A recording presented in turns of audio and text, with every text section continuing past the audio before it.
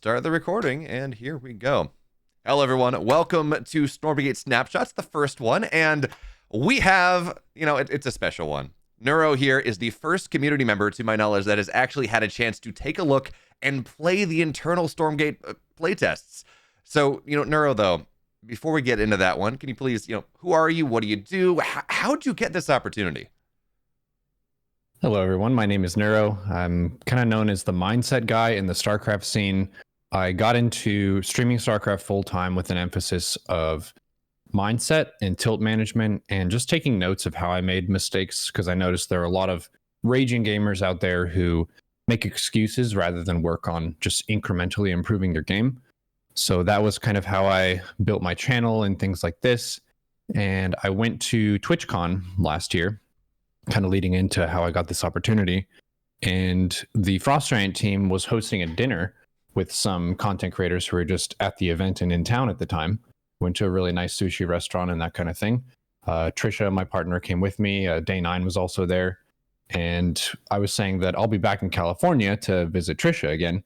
And they said, well, maybe you could come by Irvine and you could see the studio and we could go climbing. I was like, okay, sure. So I just kept in touch. And whenever I was about to visit Trisha again, I said, hey, we're going to be in town through these days. When would be a good day? And they said, okay, Wednesday, go by the studio. You can get a tour and then we'll go climbing. None of the process during this, they said that we would get to test anything. But when we arrived, he was like, and we're going to have you play the game. And we're like, what? No way. So they just set us up at a couple PCs in the office and we got to see what they had so far. And I will say I'm not disappointed. Everything that I was hoping for is there. There's definitely a lot of work to be done when it comes to building a game, but it was incredible. And I'm really excited to talk about it. So you're telling me you got to climb with Monk, and for those of you that are not aware, Monk's Instagram is like full of him climbing pretty technical bouldering challenges. So you got to do that. And then you got to play Storm. I mean, okay, fine. Like, flex on this. I'm not. Yeah, that's one of the reasons that I have a lot of faith in the Frost Giant team. Is that's how they like cross train. It's like, all right, we're doing game development, very kind of computer nerdy, blah, blah, and then we're gonna go climb some shit after that. That's really awesome for kind of camaraderie and just seeing people meet different challenges and build that work ethic together. It reminds me of the new Top Gun movie, which I just recently saw, where there's a scene where they're all just playing football on the beach together, all the different pilots, and one of the admirals is like, what the heck are you guys doing on the beach here? And Tom Cruise is like, we're building a team. And that's kind of what the Frost Giant team does with their rock climbing. It's just another way to build up each other and build that confidence. And yeah, Monk is insane. He's very good at climbing. There are a lot of things about climbing that I didn't know, like conservation of your momentum is one thing, the placement of your body kind of against the wall and how you're interacting with the wall, and then also extending your arms fully when you're going for grabs instead of just muscling through everything. But yeah, Frost Giant, good game developers, great climbers as well. So the question then is, when are we getting the Frost Giant Baywatch scene? Like, it sounds like we're getting that. Yeah, they could do that. They're a fit crew for sure. But, okay, great. They climb, they do awesome things. I think I'm speaking for everyone that we're stupid jealous of you, Neuro. But talking about your experience now, about being able to play things a little bit, one of the things that Frost Giant has been making a big waves about over the last month or so is how good their engine is, about how awesome Snowplay is with Rollback Netcode and 3 times faster simulation rate than StarCraft, all that stuff. But you actually had a chance to actually, put your hands on the game and start to play with it. So tell us about what it felt like to just play the game, how the units responded, things like that. So the analogy that I've been kind of processing in my head for how the games handle is kind of like trying to build a race car for the racetrack, and how every game engine is kind of like the frame and the body of a vehicle that has some speed to it. It has some grip, some weight distribution and handling that can be more clunky or more smooth, snappier or looser. And what they've built, from what I've heard, they had the Unreal Engine as the base. And then they basically just cut out a massive chunk of it and just threw it out the window and said, this is not for RTS. and we're just going to rebuild this whole section of our castle ourselves. And they have the same person, you could fill in the name, I forget his name, who worked on the mechanics and the integration of how all the unit responsiveness works from the StarCraft 2 team. He's now on the Frost Giant team. So they basically have the same guy, the architect, who has a really fundamental grasp of how these engines work and how to make many units on the battlefield all handle really crisply and well. Their vehicle so far is an F1 race car. It is that fast, it is that crisp and that responsive. I just took several minutes just to like click the units around and watch them move, and then also move or attack move stuff, and then just spam the hold position button to see how fast and snappy everything was. And it handles like a dream. It is basically the same as StarCraft. It's hard to tell if it was faster per se, because I would need to like do a side-by-side comparison of the two of them. But boy, howdy, is it fast. There are different games, I would say, in various genre categories. You've got first-person shooter games. Some of them, when you kind of turn your character or aim your gun, feels kind of loosey-goosey, kind of gross. I don't like playing those games. If it feels slow and sloppy, I don't want to play it. Doom Eternal, crisp, fast, responsive. Counter-Strike, crisp, fast, responsive. The stuff does what you intend for it to do, and if you miss, that was on you, just not being accurate. This is definitely on par with StarCraft 2 in terms of how I've felt about the units moving around. They still have a ton of work to do fleshing everything out, but the performance of the game at the base level, like the base structure of it, is insane. So did you get a chance? I don't know if they have this tech ready or even possible. Did you get a chance to? They didn't let you kind of play under simulated lag conditions or anything like that, so you could kind of get a feel for how good a rollback netcode feels or not, or was that just not possible? I think they had the server was just there, Okay. so it was very low latency, but it felt like playing with 2 ping or something. Okay. Just extremely fast, yeah. And then I guess then talking about how fast that engine is in different writings that they put out, they've talked about how they have 1,300 units on the map at any given time, which for StarCraft that's a lot for a 1v1. Certainly, if you play 2v2, 3v3, 4v4, it starts to eclipse that. Were you able to go higher than that? Like, how big were these armies? How big did the game feel? We didn't make massive armies per se. We didn't go into this expecting to test the game. It was like a gift when we arrived of, hey, by the way, just try out this 1v1 couple of maps that we did. We did 2 separate maps, and the armies that we built, so I'll just tell the story of the 2 matches because they're pretty cute. The first one, there's a unit that I made that's like, it's a cute little unit. I'm not going to spoil stuff. I'm not sure what I am supposed to or not supposed to say, but a little unit, scouting unit, we'll say. And I sent one at Trisha, and it can fight, so it's like an attacking unit. And she was like, oh, well, this is how it is, kind of a thing. So she ends up building quite a big army, and I'm over here on my side of the map now like, oh, man, the mechanics are so poppy. Like, oh, look at those trees. Those trees look awesome. Oh, man, this unit is really cool. I'm just having fun, like not really thinking about, oh, we're in a 1v1. And Trisha made like a big chunk of army and then just moved it at my base. And I was like, oh, shit. Okay, well, I'm actually dead now. So can we regame? So that was our first match, is just kind of getting a sense of how the mechanics and stuff are working. And she definitely can crank out some stuff. I will say one of the really big credits to their design overall is everything is obvious. Like how to take your base, how to tech up, obvious. It's very obvious. You can mouse over stuff. It'll tell you what to do next. And they didn't copy stuff from StarCraft, so I didn't see like units and structures that I really already knew per se. It didn't feel like a copy of it, but it felt like things moved in a similar pattern of like the tech tree and building up to higher quality units. So in that sense, it was really intuitive and really straightforward to play. The second game, we kind of focused more on taking bases and macroing. Wasn't quite as aggressive early on. We ended up kind of expanding, and our bases were touching. It was really romantic and cute. But that time I tried to just tech up and get to some of the higher tier units and things like that. And the models they have for some of them are so heckin' sweet. probably shouldn't share what each of them are, but the design of the faction that we got to try was gorgeous. It felt fresh and different from other things, which is really important, I think, because they come from the StarCraft 2 background, and they don't want to just make StarCraft 3 per se. It should be fresh, it should be different, and it definitely is. The units that were in it, they felt, I would say, like they all brought something fairly unique to the table.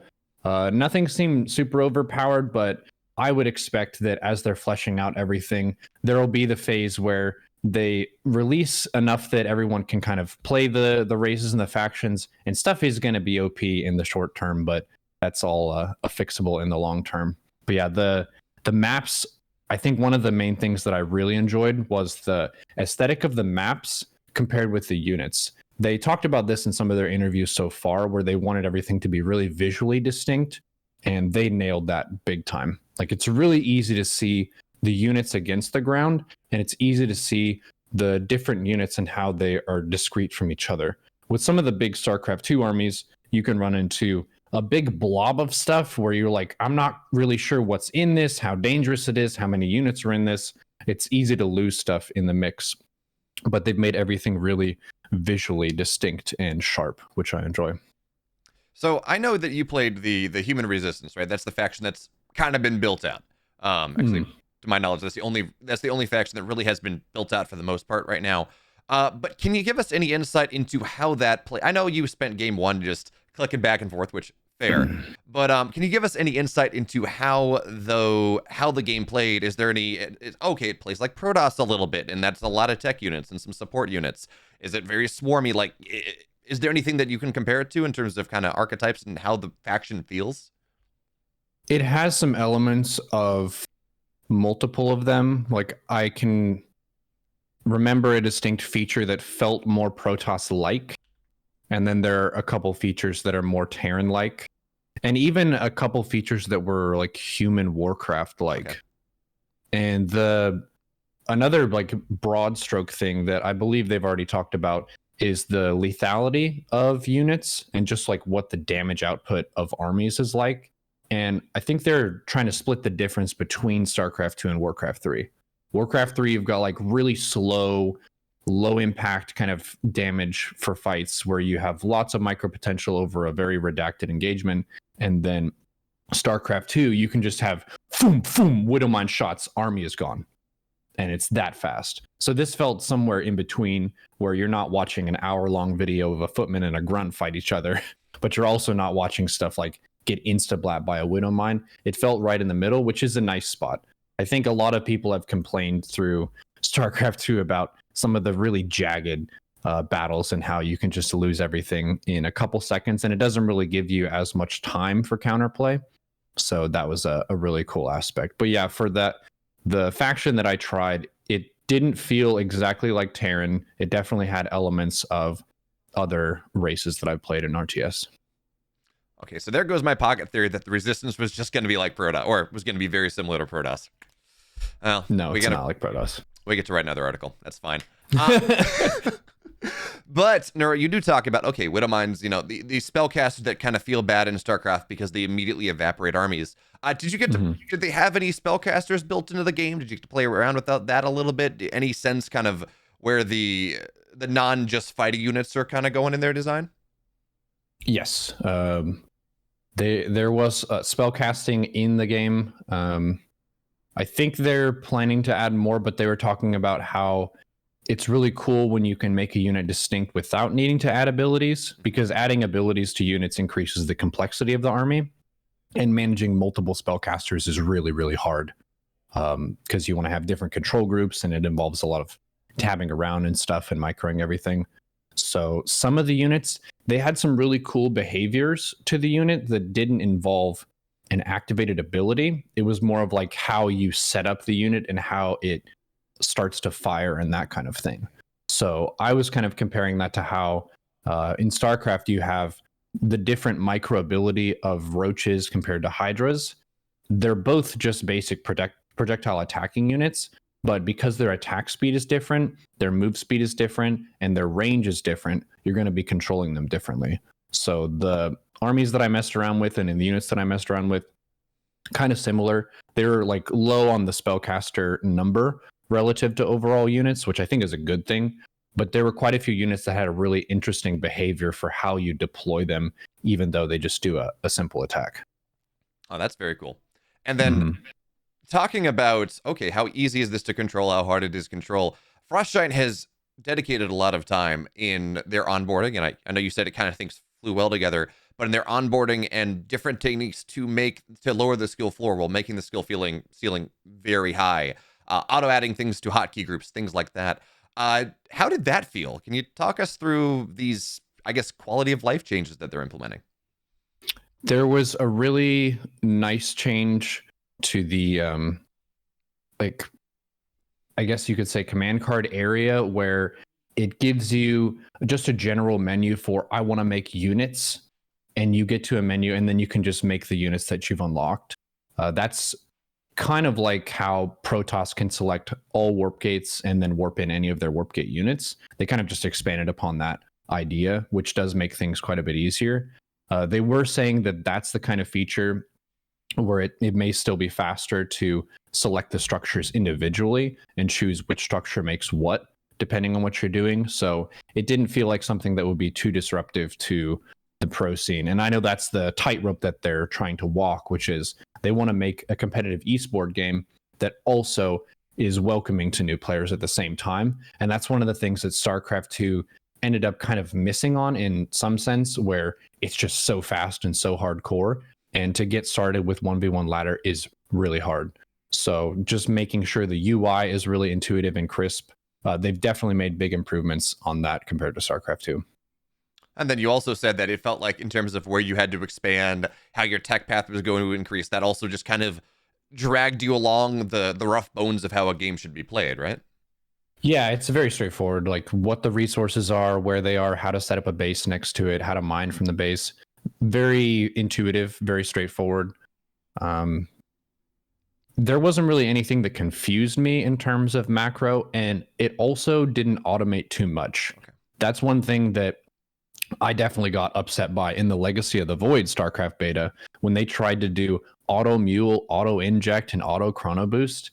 God, that was the very worst. It felt like almost half of my skill as a Zerg player of base management, inject timings, all this kind of stuff just out the window. And now you just watch your bases macro. It didn't feel like that. So there wasn't like too many training wheels and hand holding. It still felt like I'm doing the work here. There are a couple like convenience shortcuts to get some things done faster, but it didn't feel like auto macro. That's actually really good to hear. I know other RTSs have been experimenting with like even auto build systems, which I personally find kind of not all that fun, right? Because the macro is kind of the fun part of it. But I do want to circle back a little bit. I meant to talk about this, but we just got distracted by other things. You talk about splitting the difference between Warcraft, StarCraft, all these other things. One of the things that Frost Giant has talked about is that they're interested in exploring this idea of heroes. Did the 1v1 game you play, did that have hero units in any way, or did you get any insight on where they're looking for as they look to go forward with this? No, there weren't hero units in what I played. They did talk about potentially having creeps on the map, but they didn't go into stuff about hero units. They did say that they want to be careful not to go full Warcraft 3 with it, because the more you pile on the power of a hero unit, the more the whole game is centered around the fate of the hero unit. So yeah, they're trying to take, again, maybe splitting the difference where they have some more key units that you can't make as many of, but I didn't really see too many of those. It felt more like StarCraft 2 at this point. Interesting, because at the start, right, when they announced, like, oh, we're going to have hero units, and then more recent interviews are kind of alluding to that maybe only being a 3v3 thing or a co-op thing again. Yeah, they talked a little bit about the team mode, which we didn't try that at all. They might have maps, I don't know. Okay. Didn't have that information. But they did say that they wanted some role differentiation when it comes to teamwork, which is pretty interesting, where you can have someone who's like more of the defender, someone who's more of the healer or support, and then someone who's like more managing attack units and stuff like that. I don't know exactly how that would come into play, but it's very possible that they have hero-like units that can do that. And then different power-ups and things on the map is something they were considering, where you still have like neutral creeps that you could potentially fight and they can improve your situation. But they said that they weren't going to be going for items and inventory, kind of like how you have in Dota. Gotcha. And it occurs to me, because having Trisha X Payne here, you have one of the most formidable team players or team game people in the scene, which would have worked out really well, I guess. Yeah, that's another thing that is really cool about Stormgate, which is they're making 3v3 one of their main modes.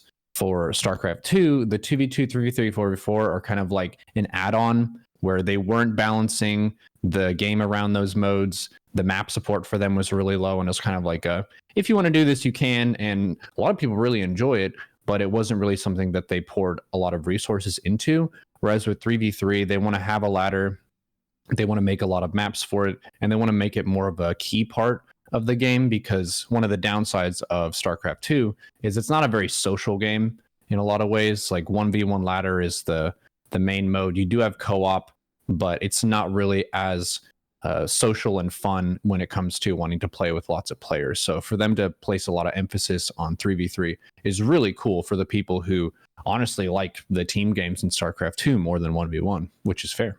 Yeah, I've already told my girlfriend that, yeah, she doesn't want to play StarCraft with me, but she does have to play a couple 3v3 games at the very least, because the onboarding is going to be there, I guess, theoretically. But going back to the gameplay for a moment, Frost Shine has talked about how, in StarCraft, air units are just stupid dominant, carriers and broodlords, and because they can transcend the map. They've talked about how they think there is still a place for air units, but hopefully not going to be nearly as dominant as it is in a StarCraft or something. Did the Resistance faction have air units? Did you get any sense of feeling about how that's going?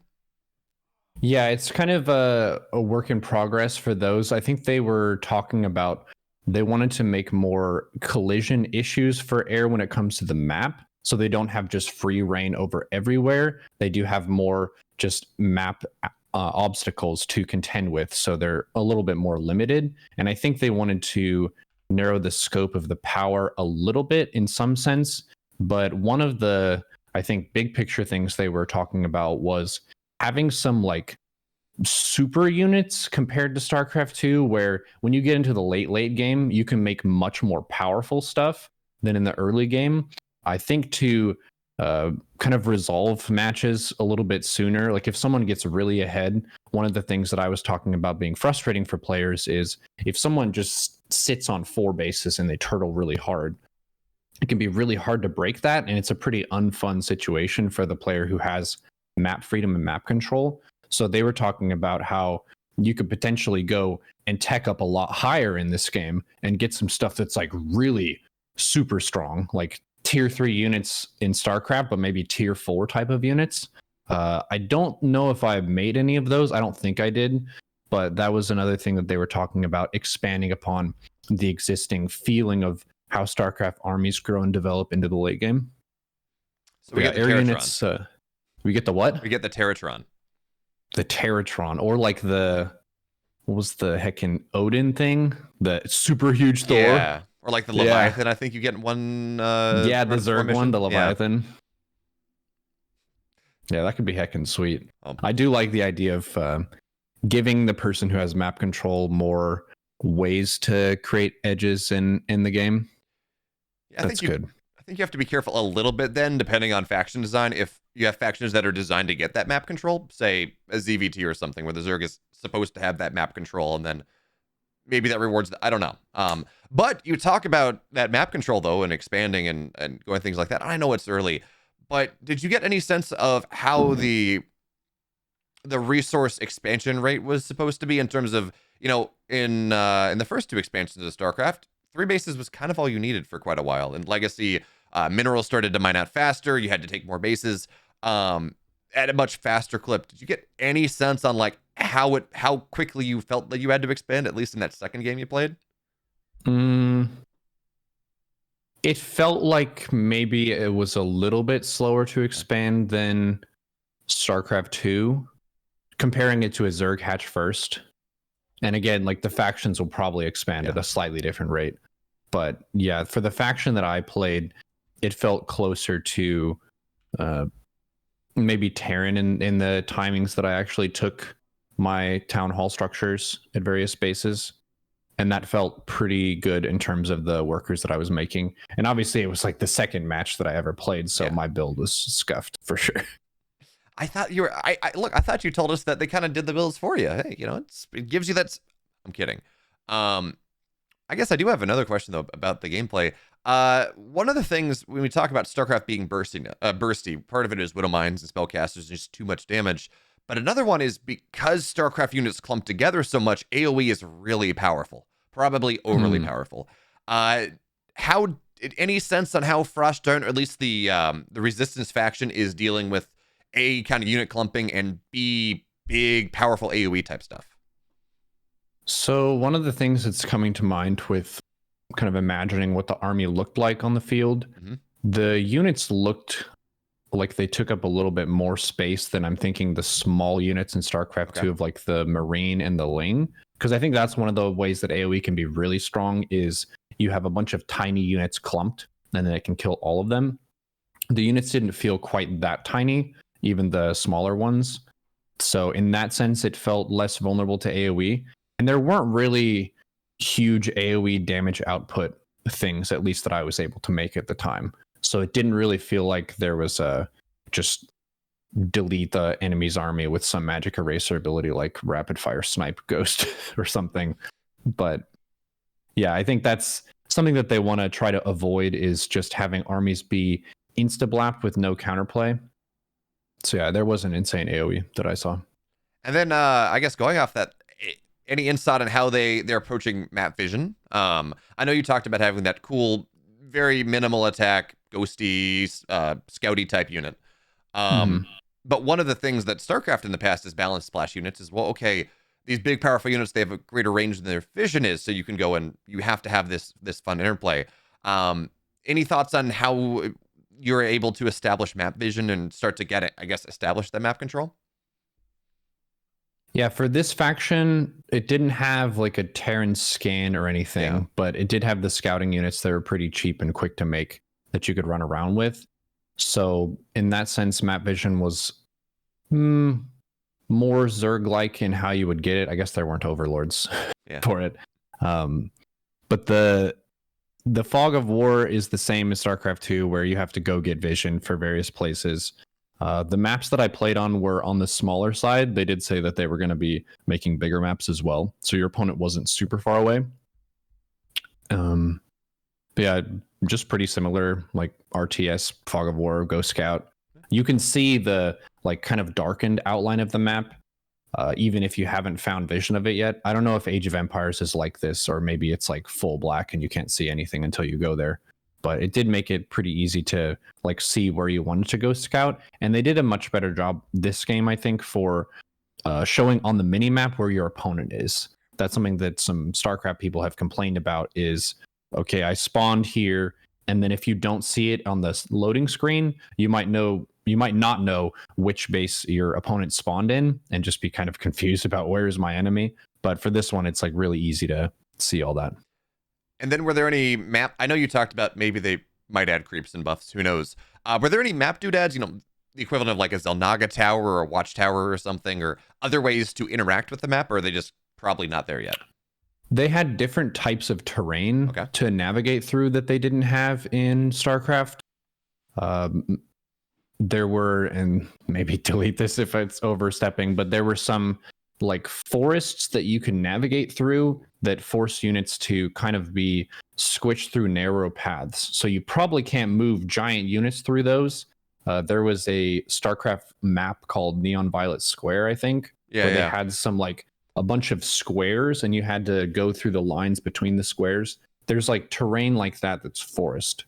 So I think they want to find different ways where small armies have certain advantage over bigger armies to avoid stuff getting into the like just mass clumps of stuff running into each other. That's actually really cool. Parts of, I mean, we have that kind of now where I guess you have air units that can go and fly and do things, but that kind of is the extent of it. So areas of the map that only certain types of units can cover without getting to this whole idea of, water units or air units or something is actually kind of a really cool idea. Any quicksand types, like slow zone, speed zone type stuff, or again, just don't know yet? Didn't see any of those. And then moving on from, like, I guess your strict experience playing the game, you only played against Trisha, right? You didn't get a chance to play against Monk or any of the other developers. Yeah, we just played against each other. I mean, that's still awesome. It was awesome. I'm very jealous. Did you get a chance to talk to their esports team at all? Did you get to talk to Trevor Houston or anything like that? I don't think we talked to Trevor. We did talk with Kevin a good bit. Just about kind of the direction they wanted to go. And then we got to talk with Tim for a while about their sort of vision and what they want to work on. It's really hard to make a game, and it's really interesting how you have very seasoned RTS game creator veterans who are now on a smaller ship, and they're trying to sail this sea of building their game out, but they don't have that like huge support of a massive company like Blizzard over them that can just like throw a bunch of resources here and there at them. But they know basically the vision of what direction they want to go in. And that's a really cool storyline for them. I know it's a big challenge to try to like live up to the hype and the expectations when a lot of people are expecting like a StarCraft 2 level of polish for a game. But the people on the team definitely know how everything works. And the thing that's really awesome is because you have so many people who are on the Legacy of the Void team, they know the things that the StarCraft community wanted, but they never got to deliver because they stopped working on the game and adding like big stuff to it by dissolving the team. So that's really cool. I mentioned a lot of the things that we had talked about at previous community summits, and those are all in their mind, which is super cool. It makes us feel heard, and I think that's one of the strongest points of this team is their ability to just talk to people and see what they're happy about, what they want, what they're unhappy about. They're very open in that sense, which was really awesome. And another thing that we talked about to a decent length was the culture of the game and how to try to cultivate a respectful community that's more uplifting of each other rather than degrading, kind of comparing the StarCraft level of manner to whenever I play Dota and it's super BM. How do you get people to be good to each other in these games? What kind of report systems or behavior scores or things like that? So we got to do some kind of theory crafting of their vision for that, which was really fun. That's actually really awesome. I've written a couple articles about, in part, about how to go and, maybe fractionalize the community a little less, because right now you're a Zerg, you're a Terran, you're a Protoss. That very much silos you. So I'm very glad to hear them talking about that one. But Neuro, I do have two final questions for you. One that you probably won't be able to answer, but I want to be able to riot anyways. The community has latched on to the worker unit from the Infernals as something that is ridiculously cute and exciting. Do you know how did you get to see that one in game? I know the Infernals in general are not ready, but did you get to see any exciting stuff about just specifically that cute little worker unit? Just played the one faction. Fair enough. But I told them that anyone who's a Zerg main, based on how the Infernals look, it's going to be really hard to not be an Infernal main. But we'll see what the third faction is. I don't know. And we'll also see how the Infernal faction plays, because a big part of why I like Zerg is how the macro works. But I agree, the worker unit for the Infernal is very cute. I have no doubt in my mind that if that unit goes in, there will be plushies of that. Like there's the Zergling plushie and that kind of thing. But yeah, we'll see what the Infernals have in store for us. I need that plushie desperately, and particularly with the teddy bear that it had. Please, that'll fund Stormgate too, like right there. But I do have one final question for you, Neuro, before we're done here. And by the way, thank you so much for joining me. We've talked about a lot of stuff. If there's one big takeaway, one big thing that A, I haven't asked about yet that you wanted to talk about, or B, that we've kind of talked about, you want to hammer down again, what would it be?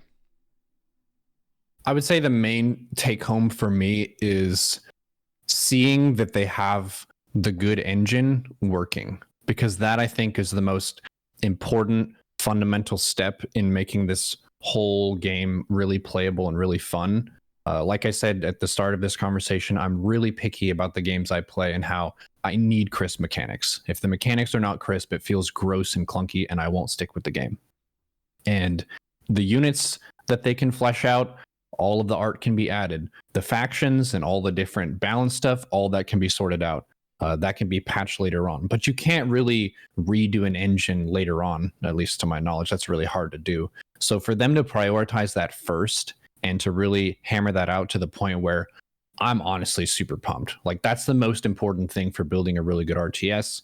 Even though they have like a smaller team, they're not part of this whole Blizzard organization.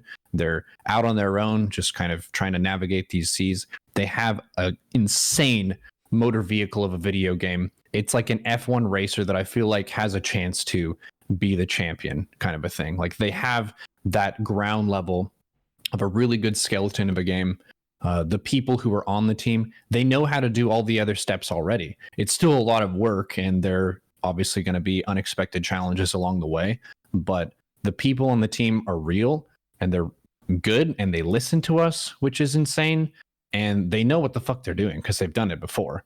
So I have a lot of faith in the game. I went into it with high hopes, and I was not disappointed at all. I was really hyped up, actually. Just the moment that really got me was whenever I was move commanding and spamming the hold position and just seeing how fast they registered the hold command from the move command. It just felt insta. It's so snappy and so good.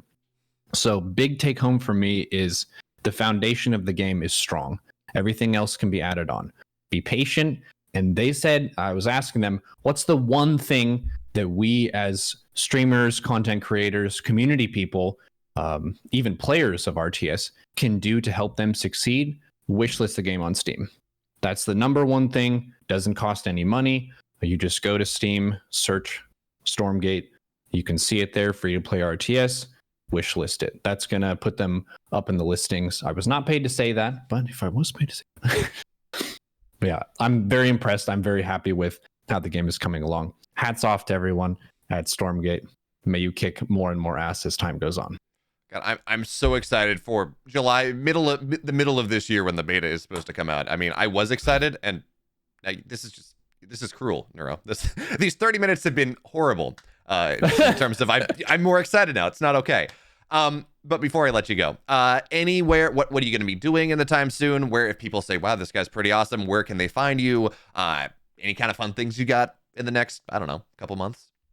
So I am now going to be in 2 D&D campaigns. My friend Apoptosis is going to be hosting one this Tuesday. I guess that's going to be before the VOD. But I'm doing 2 of those. I do a lot of like role play, character acting, funny voices on my stream. My main content is on Twitch, twitch.tv/Neuro. And then I have an active YouTube channel. NeuroZerg is the name of that. I'm super excited to see more and more of Stormgate as they're working on stuff. And the content flow for me recently has been StarCraft. A lot of Dota 2 recently. Been very into that game. And then WoW Classic. I do tanking as a warrior in that game, and Ulduar is coming out. So that's kind of my mixture of content flow. But I would like to get into some more fundamentals of RTS. I've seen a lot of people in my chat say that, yeah, I'm not really going to get back into StarCraft right now, but whenever Stormgate's kind of coming together, I might just kind of refresh my fundamentals. And a lot of the fundamentals of RTS are unchanged, and I make a lot of content about that, like the greed, aggression, and defense of the decisions that you can make as a player, and how understanding those fundamentals will make you a lot more effective at besting an opponent when it comes to any strategy game that involves resource management, army, and tech. So check me out, and looking forward to seeing a lot more of this Frost Giant Stormgate project. All right. Thanks so much, everyone. That was awesome.